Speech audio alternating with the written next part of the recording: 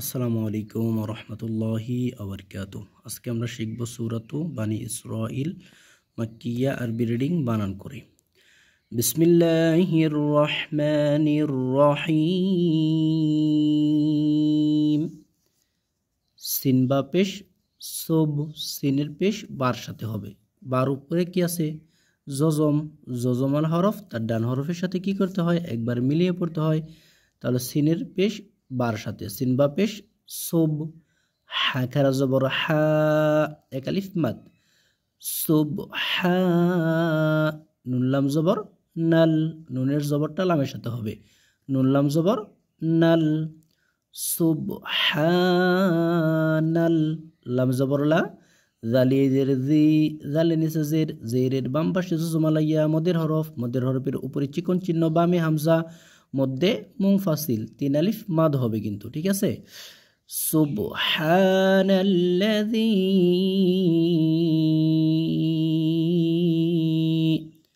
Hamza scene নুন জবর আস, র খেরা জবর র, আসর। সুবহানাল্লাযী আসরা, বা জের বি, আইন বা জবর আব, বিআব, দাল জের দি, হাকার জের হি, বিআবদিহি, বিআবদিহি, হাকার জের হি, এক আলিফ মাদ হবে। লামিয়া জবর লাই, লাম মিম দুই জবর লাম, লাইলাম,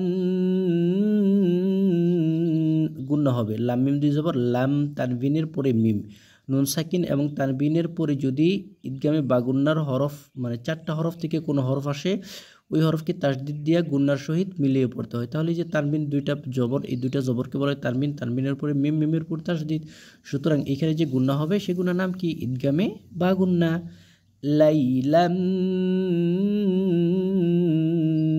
মিনাল, মিম জের মি, নুন লাম জবর নাল, মিনাল, মিনাল, মিম সিন জবর মাস, মাস, জিম জের জি, দাল জের দি, দাল লাম জের দিল। এই দালের জেরটা এই নিচের লাইনে লামের সাথে হবে, ঠিক আছে। দাল লাম জের দিল, মাস জি দিল, মাস জি দিল। হা জবর হা, র আলিফ জবর র, রর উপরে জবর, জবরের বাম পাশে খালি আলিফ, মদের হরফ। হার, মিম জের মি, হারমি। সুবহানাল্লাযী আসরা বিআবদিহি লাইলাম মিনাল মাসজিদিল হারামি। হামজা জের ই, লামের জবর ইলামের সাথে হবে। লাম লাম জবর লাল, ইলাল, ইলাল, মিম সিন জবর মাস, জিম জের জি, দাল লাম জের দিল, মাসজিদিল, ইলাল মাসজিদিল। হামজা কুফ জবর আক, আক, সত লাম জবর সল, সতের জবর লামের সাথে হবে। সত লাম জবর সল, আক, আক, সল, লাম জবর লা, জালিয়ে জের জি, জালের নিচে জের, জেরের বাম পাশে ইয়া, ইয়ার উপরে জজম, জেরের বাম পাশে জজমালাইয়া মদের হরফ, এক আলিফ মদ হবে কিন্তু।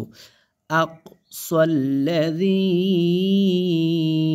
বা খারা জবর বা, রকাফ জবর রক, রকাফ জবর রক, বারক, নুন আলিফ জবর না, বারক না, বারক না।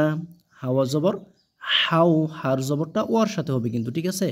হাওয়া জবর হাউ, লাম জবর লা, হাউলটা পেশি হু, হাউলাহু, হাউলাহু। ইলাল মাসজিদিল আকসাল্লাযী বারাকনা হাউলাহু। লাম জের লি, নুন পেশ নু, লিনু, রজের রি, লিনুরি, ইয়া জবর ইয়া, হাউলটা পেশ হু, লিনুরিয়াহু, লিনুরিয়াহু। মিম নুন জের মিন, এই জায়গায় নুন সাকিনের পরে দেখেন এই যে আলিফ আসার কারণে, এই যে আলিফ আলিফের উপর কি আছে খারা জবর, খারা জবর খারাজের উল্টা পেশ জবর জের পেশ এগুলো যদি আলিফের উপর থাকে আলিফকে কি করতে হয় হামজার উচ্চারণ করতে হয়। সুতরাং এই নুন সাকিনের পরে হামজা আসার কারণে মিন এইখানে কোনো প্রকার গুণা করা যাবে না, ঠিক আছে, ইজহার হবে। মিন মিন হামজা খারা জবর আ ইয়া খারা জবর ইয়া তাজের তি নুন আলিফ জবর না মিন মিন আয়াতিনা হামজা নুন জের ইন নুনের উপরে তাসদিদ তার ডান হরফে হরকত, নুনের উপরে তাসদিদ তার ডান হরফ কি আলিফ, আলিফের নিচে জের। সুতরাং এইখানে যে গুন্না হবে সেই গুন্নার নাম কি ওয়াজিব গুন্না। ইন্নাহু নুন জবর না হাউলটা পেশি হু ইন্নাহু হা পেশি হু ওয়াও সিন জবর ওয়াস হু ওয়াস সিন জবর সা মিমি জের মি সামি মিমি নিচে জের জেরের বাম পাশে জুজমালাইয়া মদের হরফ এক আলিফ মাদ হবে হুয়াস সামি আইন লাম পেশ অউল আইনের পেশ লামের সাথে আইন লাম পেশ অউল হুয়াস সামিউল হুয়াস সামিউল বা জবর বা সোয়াতে জের সুই বা সুই সোয়াতের নিচে জের জেরের বাম পাশে জজমালা ইয়ার উপরে জজম জেরের বাম পাশে কি জজমালা ইয়া মদের হরফ, মদের হরফের বামের হরফে যদি অক্ফ হয় মধ্যে আরজি তিন আলিফ টেনে পড়তে হয়। এই জায়গায় যেহেতু আয়াত শেষ আমরা থেমে যাব, এই র হরফটা কি এই আয়াতের শেষ হরফ, এখানে আমরা যেহেতু থেমে যাচ্ছি অক্ফ হচ্ছে অক্ফ মানে থামার জায়গা, ঠিক আছে, মানে আমরা থেমে যাচ্ছি, সেই ক্ষেত্রে কি হবে বাসির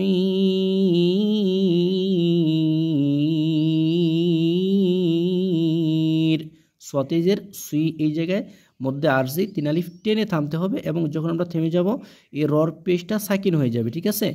বাসির